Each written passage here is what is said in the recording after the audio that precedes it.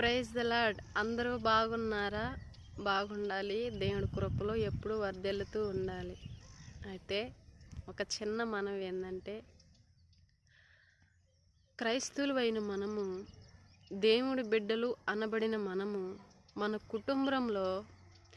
కుటుంబం ప్రార్థన అనేది లేకపోతే, ఆ కుటుంబం పక్షాన ఒకరు చేతులెత్తి ప్రార్థన చేసేవాళ్ళు లేకపోతే ఆ కుటుంబం ఏమవుద్దో తెలుసా? చల్లాపల్లా అవుతుంది. ఎందుకు అవుతుంది అని అంటారా?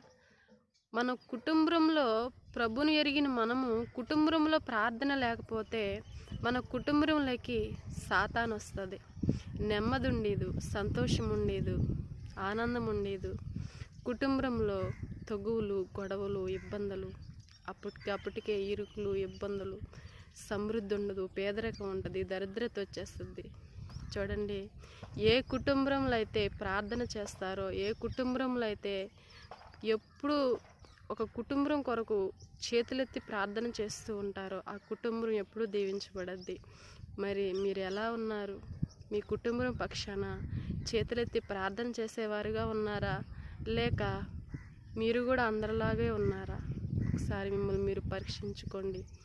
మీ కుటుంబం కొరకు, మీ బంధువులు, స్నేహితుల కొరకు, సంఘాల కొరకు, పరిచయాల కొరకు భారం కలిగి, బాధ్యత కలిగి ప్రార్థన చేసేవారుగా మీరు ఉండండి.